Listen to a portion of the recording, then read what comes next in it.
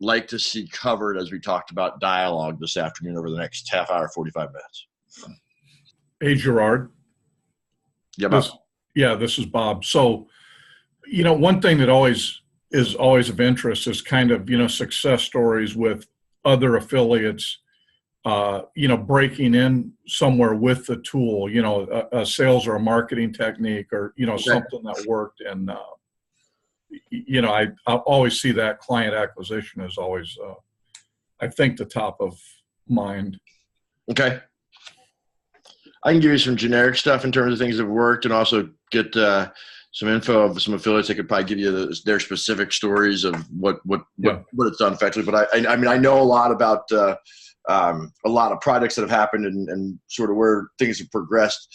Talking directly to some affiliates may also help that to give some real specifics to those accounts too. But yeah, sure. Great. Thank you.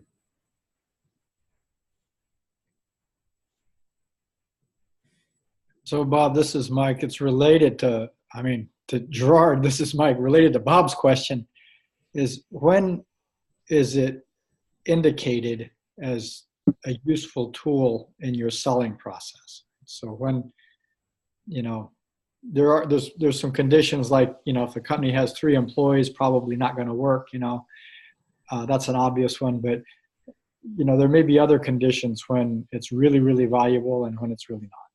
Okay. Fair. I can go that approach. All right.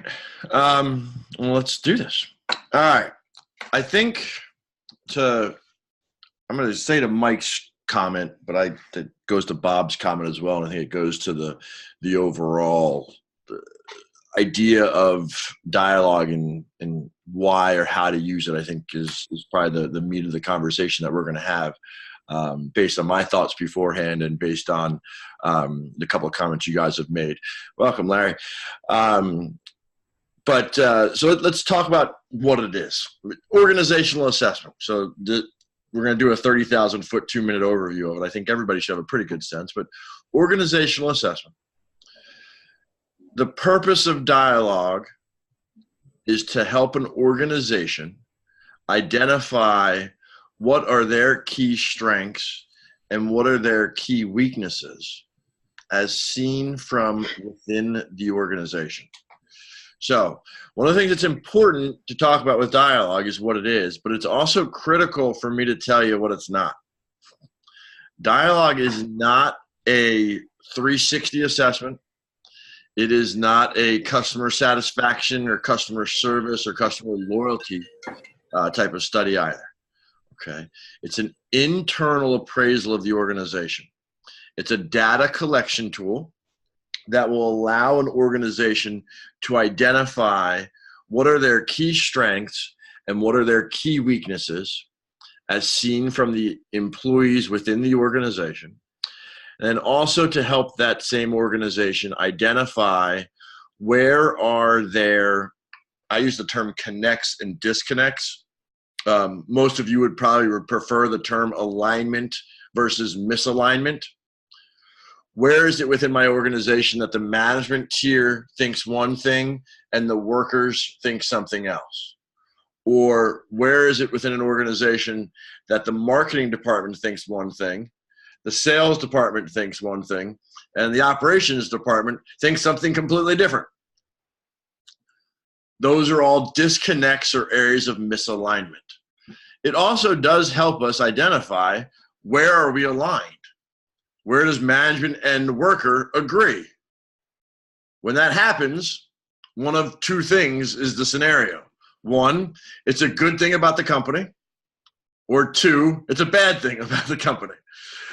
If it's a good thing about the company, that's areas that we want to focus on of how can we capitalize on this more often? How can we show this more to our potential client base? If it's an area that's bad for the company, how do we fix it? So one of the nice things about the report, I have a sample report if we need to look at one at all, but I don't want to go and just walk you through a sample report. To me, I don't think that's the value in this phone call. We can do that, later on, one-on-one, whatever it may be. But if I look at the report, it major two components to it. One section gives me that alignment, misalignment, and it'll break down each one of the categories of dialogue, and there's 7 different categories that dialogue falls into. It breaks down each one of those categories into the different stratifications, so I can identify, what did this stratification think about these statements? What did this stratification think about these statements? What did this stratification think about these statements? I may stratify up to 8 ways with dialogue. That being said, I'm going to strongly, strongly recommend that you do not break your company into 8 different stratifications. There is a term, even for my high theoreticals on the phone call. We know who we are. Virginia's with us too. Hi, Virginia. For someone that's extremely high theoretical, they could even become, the expression is paralysis by analysis. If you ever get so much data that trying to sort through it all really ends up just making you say, well, I'm not sure what to do.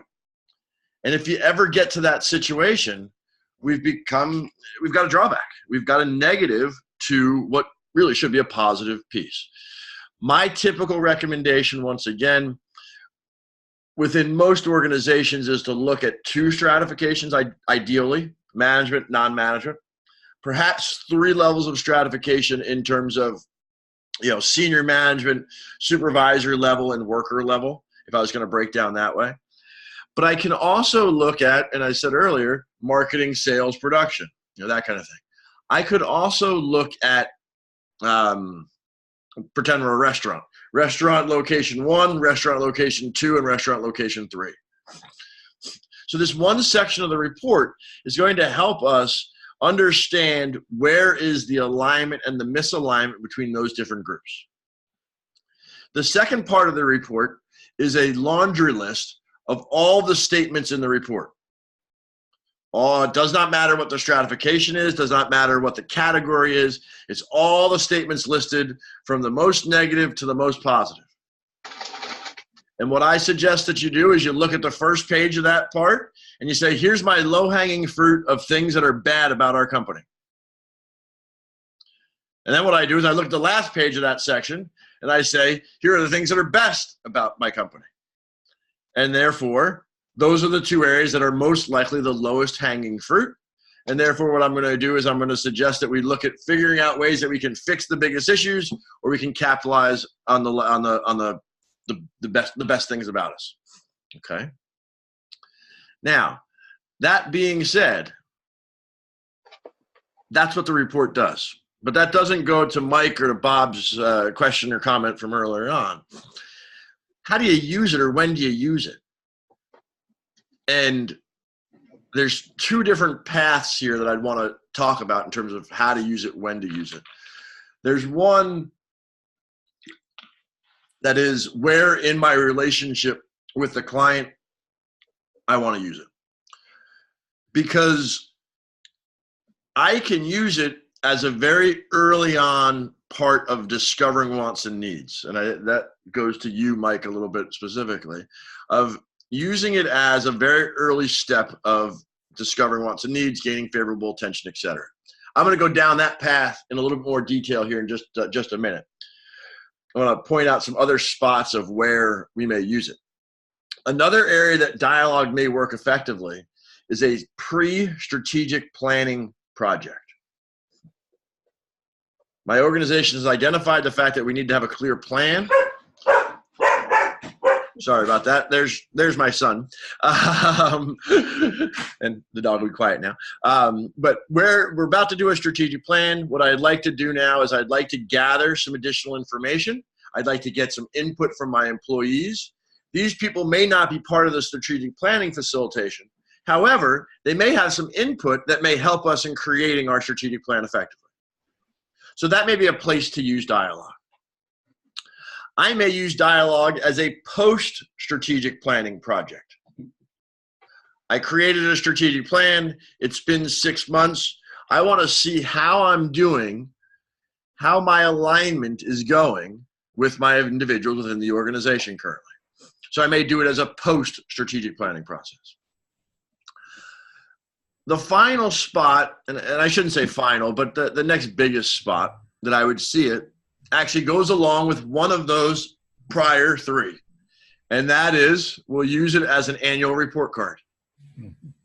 I use the term annual. I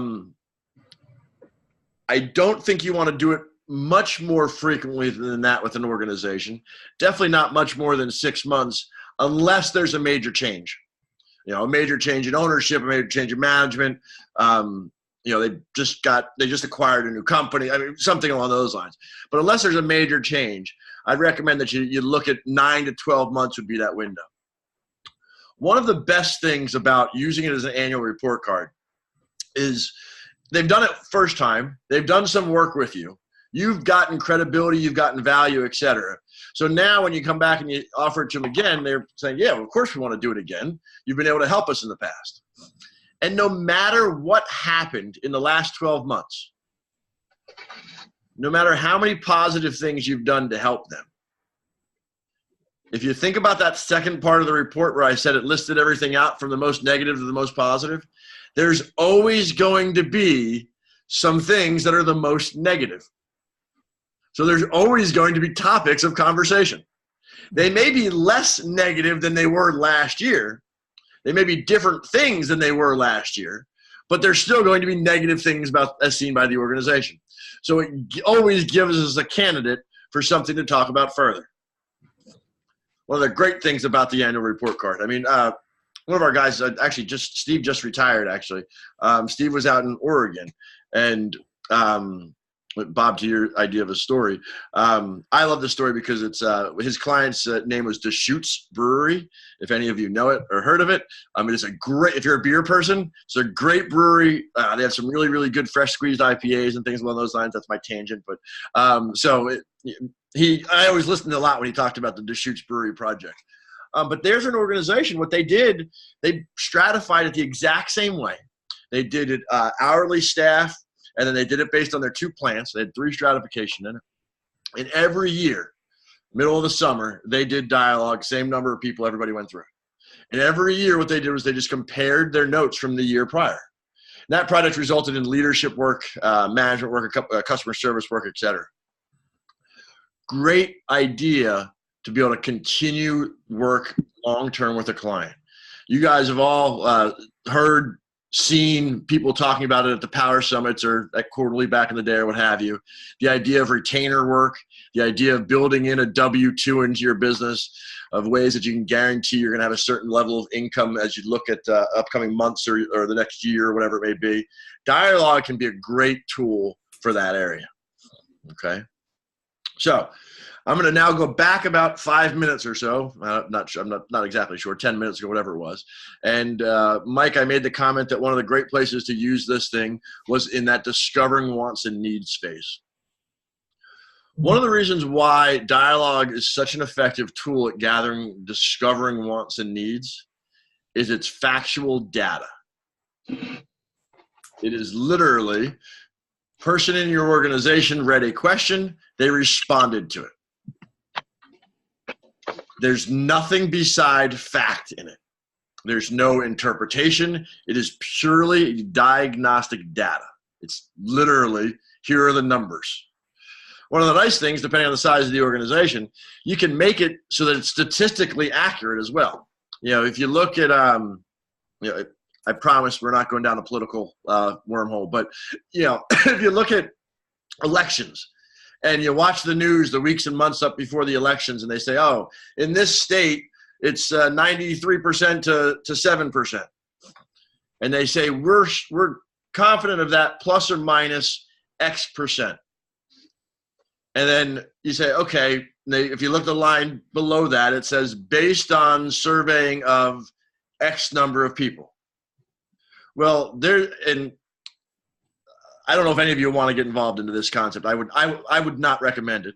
But there is statistical survey out there, or statistical studies out there that show you or tell you, based on the entire size of the population, what sample size do you need in order to successfully have a plus or minus X percent confidence level. we created, well, we didn't create, well, I guess we created the chart. Someone else did the math on it. We have one that's a plus or minus 5%. To have a 95% confidence level, if you have a 400-person organization, you need, and I'm making this number up, you need 127 people to take it, and you'll be 95% within accuracy. So it's factual data, can be scientifically proven to be accurate. Why is that important? Well, besides the obvious reason. No one has to answer this question. However, I'm going to ask the question rhetorically. Who knows more about what's going on in an organization typically? The CEO or their executive assistant that's been there for the last 25 years? Who really probably has a better idea of what's actually going on the plant floor? Most likely, it's not the CEO. Because the CEO, by the time the information gets to the CEO, it's been filtered by a frontline supervisor, by a manager, by a VP, and we wanted to protect the guilty. And the CEO doesn't always have that clear picture. And so what I can come back to that CEO and say, I've got data that's unbiased. And what it can do is it can help you make decisions on how to run your business better. That's the value added piece. Now, that being said, Mike, a little bit further to the idea of when to use in the selling process. I'm going to give you really simple, obvious statements and questions or comments that you may hear from a CEO. And I think all of you can probably expand out on them mentally to sort of see what it means. But when you ask somebody about an organization, you say, where are you at in terms of achieving your results or your goals? And you say, well, right now we're about 7% behind what our objective is. And you say, well, why is that?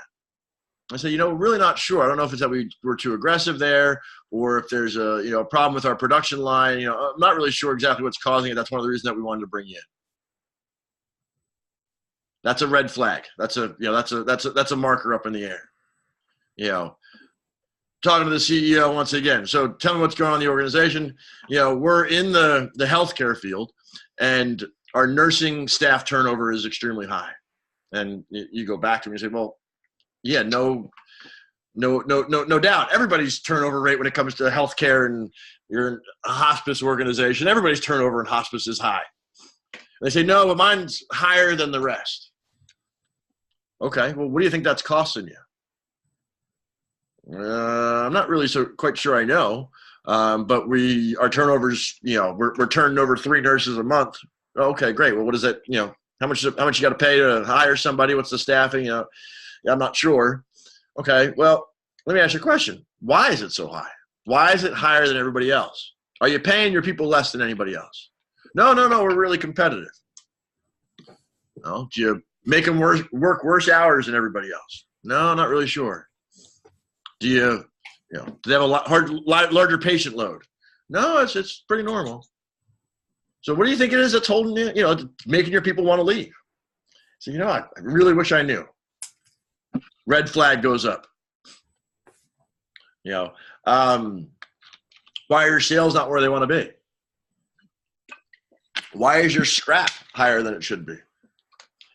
Anytime I'm asking those kind of questions, and then I can probe down 3-4 levels into that question, and I get to I don't know.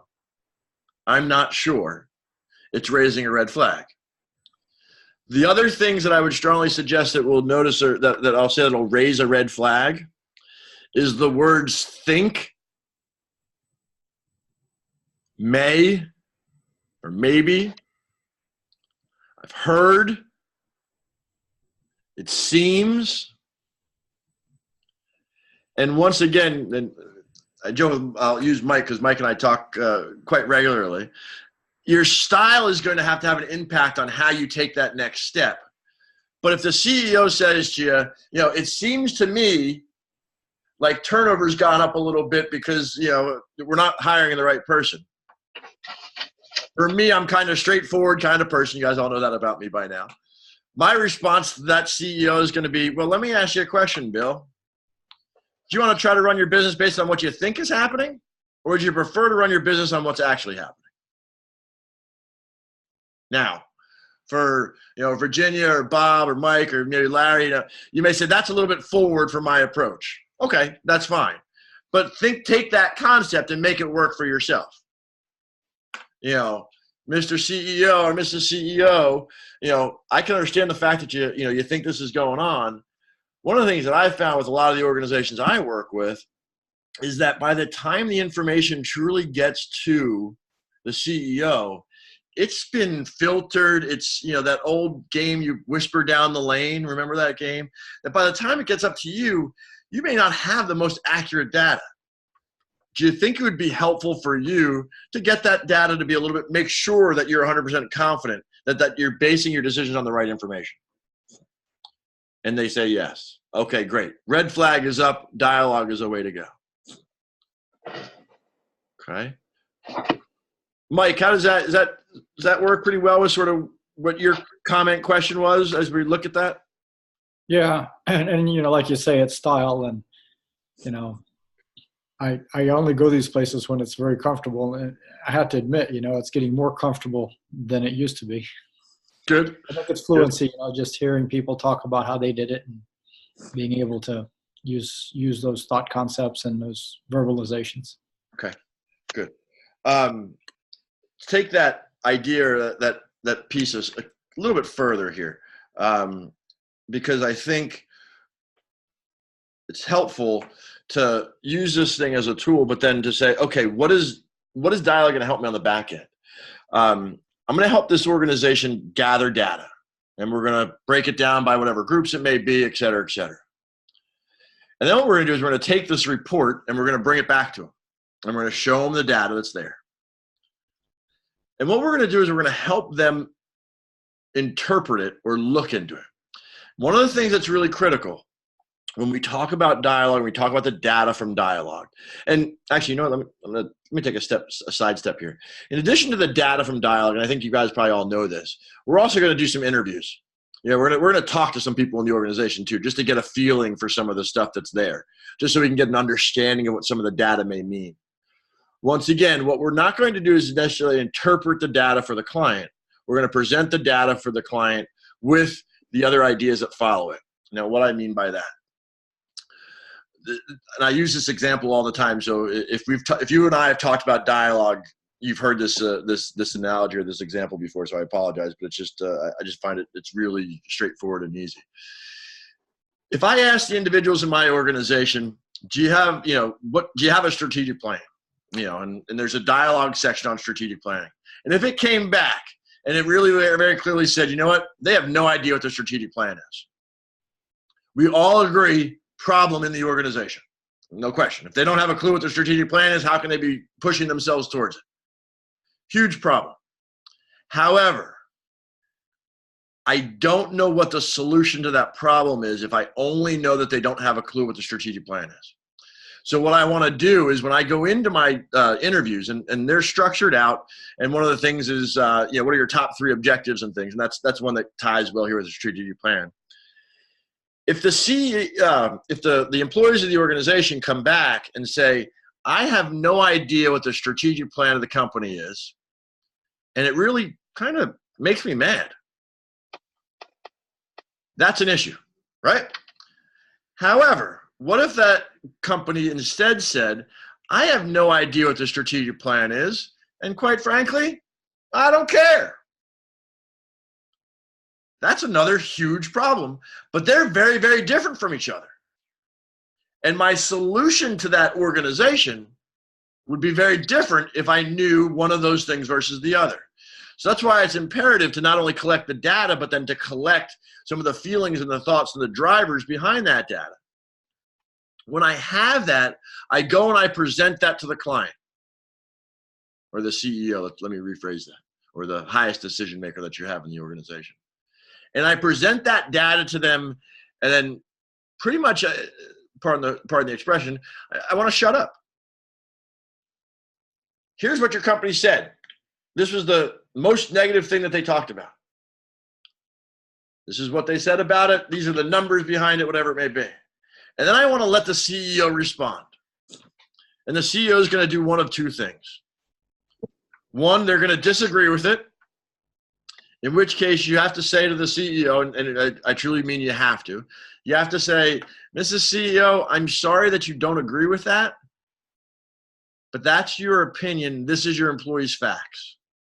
This is the specifics of how they answered this. So it may not be what you see, but it's what they're thinking. Hopefully at which point in time they say, okay, well, there's a difference between those two things. The other thing is you're going to say something to them and they're going to say, yeah, you're absolutely right. I see that all the time. I experience that all the time. That's an issue that we've faced in the past, et cetera. Good. So we've identified this as an issue. Now my next question becomes, Susie, do we want to fix it? Just because the people in the organization say it's something negative does not necessarily mean that the CEO is going to say that we're going to fix it. I'm going to present the data to the CEO and let that CEO help me determine what it is that they would like to correct. One of the statements in D.I.Al.O.G that's in a lot of organizations is one of the more negatives, is a statement, and I don't remember exactly how it reads, but it reads something along the lines of senior management believes that profitability is the most important thing. Okay. And so a lot of organizations, that ends up being a very negative comment. Most people are saying, yeah, senior management, all they focus on is profitability. Well, our approach, the 9 of us or whatever on the call here, our approach is that the most important thing is customer loyalty, right? If we can attract and retain a loyal customer, we're going to be able to bring them coming back. They're going to bring their friends with them, and therefore we're going to grow and we're going to have profitability as an end result. Profitability measures past made decisions, and profitability is a fungible number, in my opinion. You get a good accountant. Enron looked really profitable on paper for a while. Get a good accountant, and you can make anything look that way. But what I really want to do is I want to focus on the ability to be a customer focused, customer loyalty. I'm going to talk to that CEO about that. They say, oh, okay, well, why is this negative? And I say, well, here's the reasons why. The CEO of the organization may come back to you and say, I don't really care about what you think. We're driving, all of our decisions are based on profit. What I would strongly recommend that you do is you take out a pen or a marker or some kind of crossing out device, and you cross out that statement. Because if you go try to give them that as the solution, they're never going to be interested. They've already told you that's not of interest to them. So why am I going to try to sell them or make them buy something that they don't want? So then I go down to another item or another item. And what I do is I help them to identify top 3, 4, 5, 6 different items. And I want to ask them to prioritize what they are in terms of what are the most important things for you to be able to change going forward. Now, I'm going to tell you, and Bob, this is a little bit to your comment from earlier. I'm going to tell you that as a result of D.I.Al.O.G, the next step or next level projects, there seems to be a couple of major buckets that most organizations fall into. One of the easiest ones is strategic planning. There's no question. Unless you're doing this as part of strategic planning. But if you're doing this in the discovering wants and needs phase, strategic planning is very often one of the outcomes that you're going to see needed. Because for the first time, what they're realizing is that their management team understands what the strategic plan is, where they're going, what their objectives are, things along those lines, and their employees don't. And we ask that follow-up question. So, Mr. CEO, have you ever thought to yourself, or have you ever yelled out loud, or have you ever banged your head on the wall because you walked down through the plant floor and you said, why on earth is that guy doing that? That's exactly opposite of what we need him to be doing. Well, the only reason he's doing that is because he doesn't know what the other thing that he should be doing is that would be better. He's not, my opinion, and I hope most of us would agree with it, people do not show up to work and say, let me see how I can screw up royalty today. People show up to work and say, I want to do a good job, But if they can't tell me what it means to do a good job, I'm just going to do something. Okay. So strategic planning is definitely a major potential outcome from the dialogue process. Another major outcome is going to be something focused around customer service, customer loyalty, customer retention. One of the other pieces that I see in dialogue so often is I see that the employees as well as management believes that the customer should be treated fairly and should always be right. They say that all the time. That's a good thing, once again. But I'm going to say order of magnitude of 60 to 70% of dialogue reports that I've seen in the last 10 years. And that's not a scientific number, but it's probably somewhere in that ballpark. Organizations will say senior management wants the customer treated right. However, one of the following two statements will always be over 50% negative, and that is our major measure of customer satisfaction is customer complaints, or we have a good system for tracking customer service or customer satisfaction. It's amazing to me how often CEOs or management philosophy of the company is treat the employee or the customer right, but they don't have a system in place to actually make sure that happens. It's scary, literally scary, how often I see that. So strategic planning, customer loyalty. Also, we'll find in here management or frontline supervisor work quite a bit. And this is typically, depending on how I stratify my data, where I see disconnect. The disconnect is typically around communication. So a team leadership process or a management development process can be extremely effective. One of our affiliates, this is what I'd consider a great horrible outcome, but you'll understand in a second.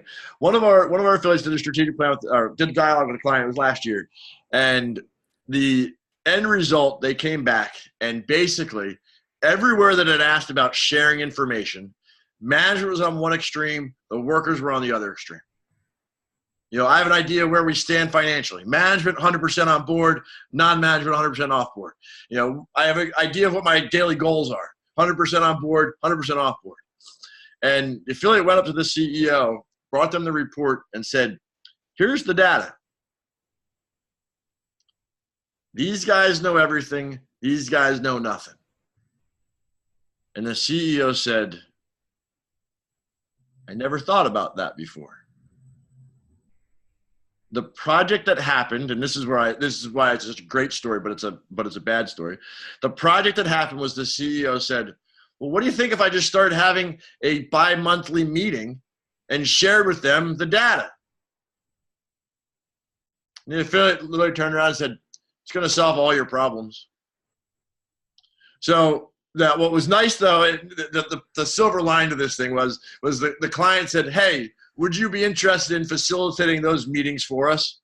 So he ended up getting a half-day retainer per month, kind of thing out of it. But it was not, he took the dialogue. It's like, this company's all kinds of screwed up, knew it ahead of time, and is thinking, I'm going to get some management work out of this. I can get some strategic planning work out of this.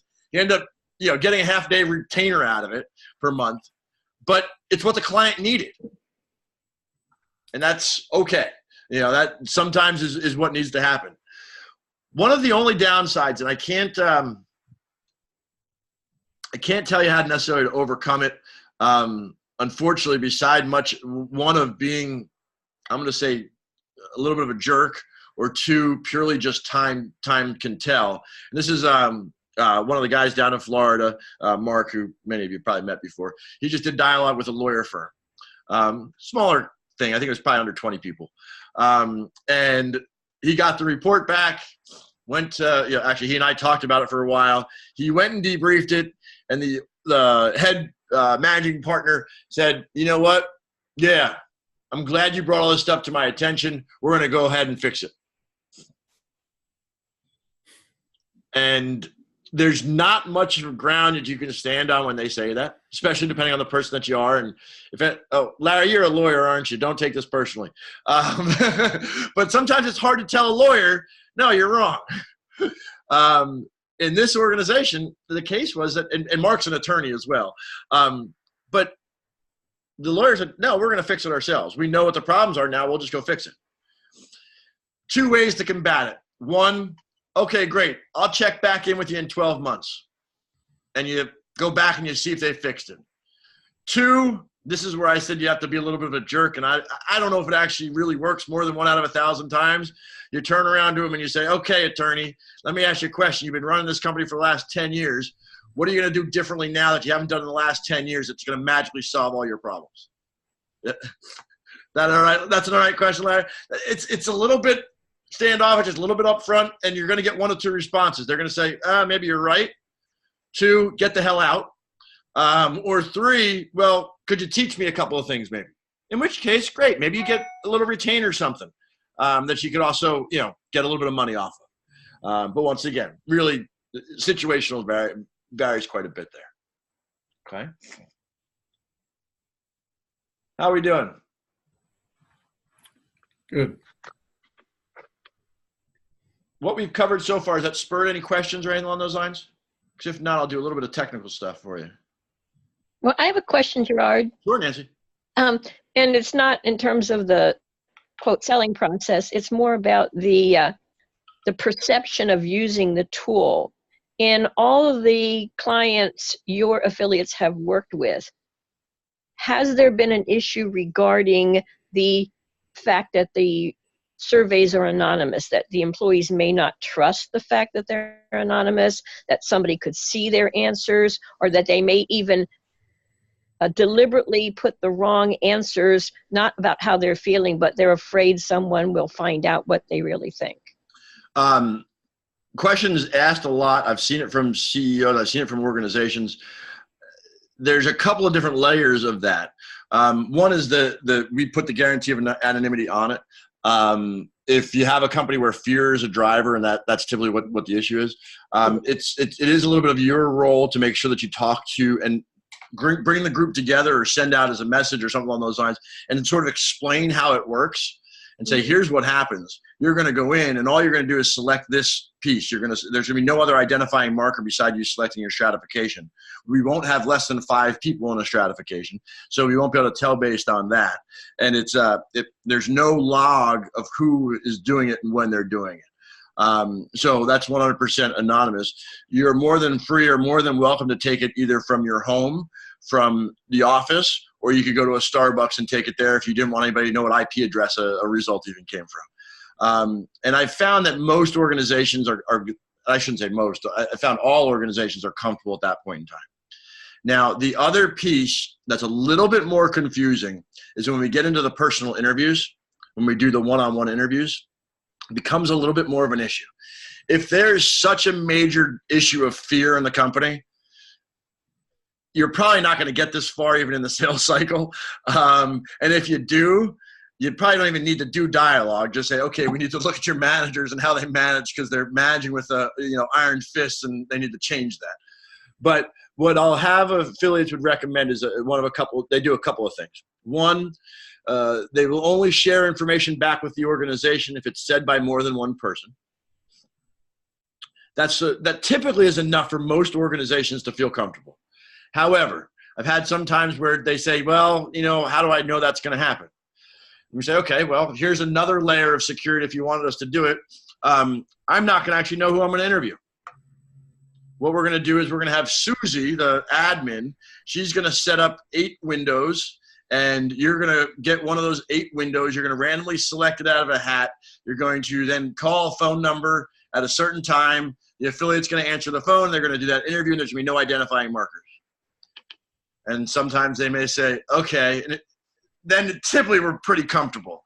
I've had it one time, and it doesn't matter. Mike, you might remember because I think they talked about it. Oh, it might have been Jerry Hogan. He said what he did was he asked for a list of 20 people. Same system as didn't assign people, didn't talk to them directly, didn't assign them. did 10 interviews. So not only did he not know who he was talking to, he didn't even know the 10 people that he spoke to be able to assimilate one person's comment to their name. That made them pretty comfortable at that point. If it goes further than that, Nancy, I'd run.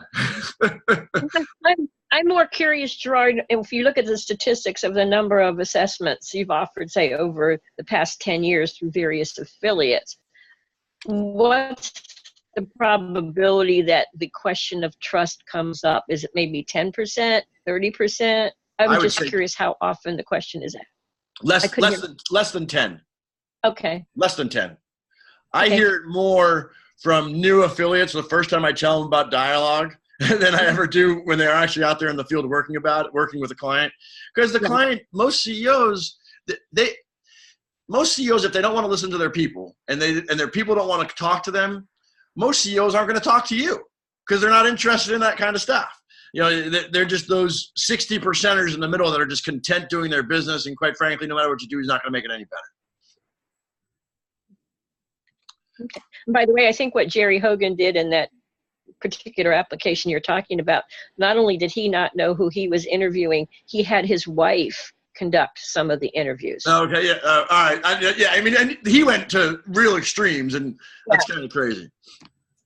One of the things, just to show you if I can do this correctly without messing anything up, one of the things that I'm going to say excited about, I don't know if that's the right term or not, but Trusted Advisors decided to change some of their pricing on Dialogue, and it's made it, in my opinion, quite a bit better. Can you see the screen now on my screen? Yeah. Okay. It used to be based on the number of people that took it, and it was a per person charge. And what happened was, if you had a company of 25 people, you were talking about $1,500, and it got a little bit price prohibitive, I think. So we rechanged the pricing of it, and you see it here, where you can do a small company now. Your cost is only $500. You do a 25 to 50 person company, it's $1,000. If you do a company that's got 200 employees or more, you're literally talking about $2,500. A company that was 200 employees or more, you were probably talking $5,000-$6,000 back in the day. So we remodified this pricing, and I think it's I'm happy that we did that. Is one thing.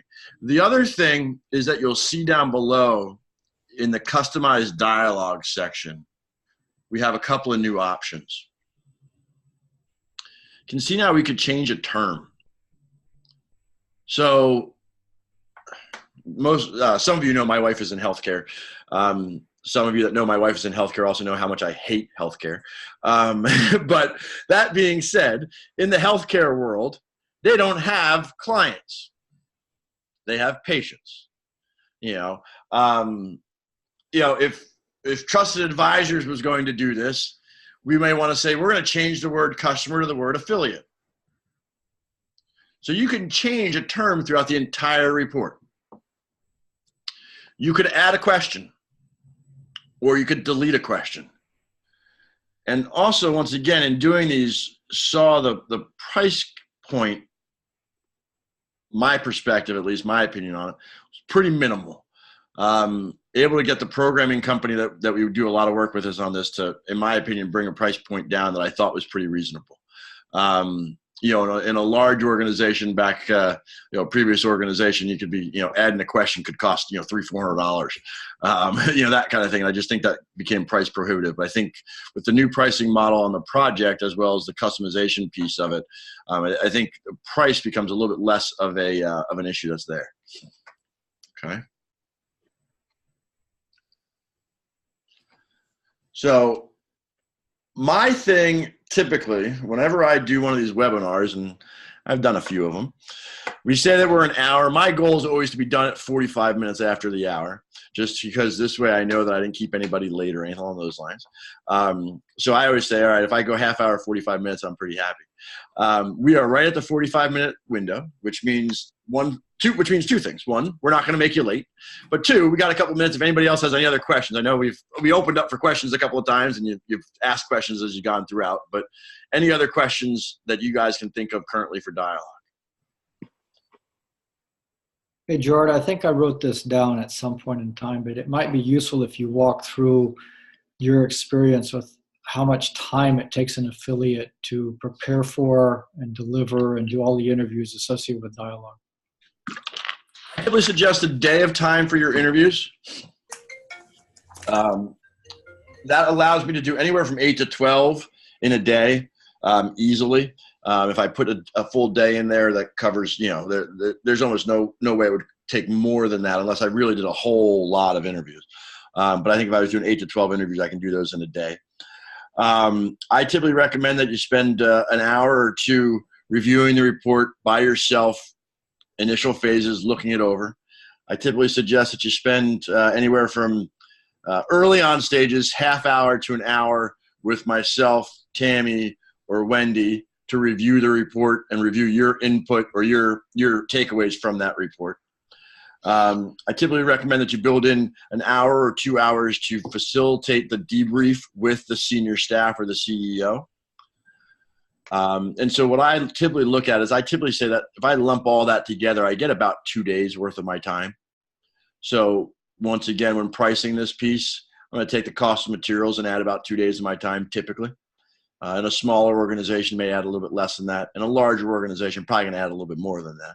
But that's a pretty good middle of the road piece. I'm also going to potentially add, if they want help debriefing this with their entire organization. One of the critical elements to dialogue, and this is, in my opinion, needs to happen.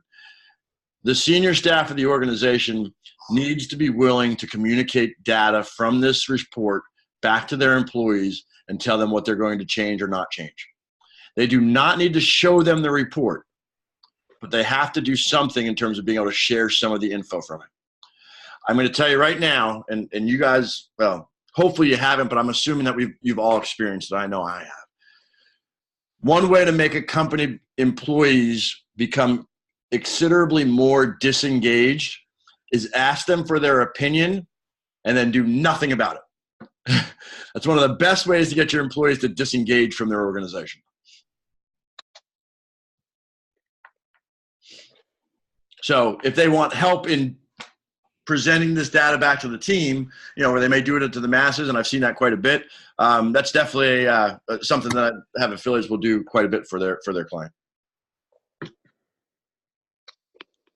Yeah, Gerard, that's what I've always found is the biggest resistance is that people do know that, they feel they're pretty busy already. They got a lot on their plate. And if you do the survey, you have to be willing, to then do something about it, right? So it's going to get, but, the last corporate job that I had, and I've been involved in these where we did employee surveys annually religiously as a big part of how we did the management improvement process, and I really liked it. But in a recent company, we took we were doing the NPS score, with our customers, and the approach we took, and I think it could be kind of used here, is in each of our factories, what you did is you were going to, with the employees so that you had a balanced message, these were the 3 highlights, the 3 best things in our NPS score from our customers. And then these are the 3 things where we have, the biggest opportunities. This is what we're going to work on. Mm-hmm. Similar to what you were saying, earlier on, because you're always going to have some takeaways, and it might be an easy way. I'm trying to think how I would sell that, because it kind of gets everyone at ease that, this isn't just going to be all negative or, we're going to have a balanced approach. Here's where we, these scores are, fairly positive or improvement year over year or whatever. But mm-hmm. Then here's 3 things we need to work on as a team. Absolutely.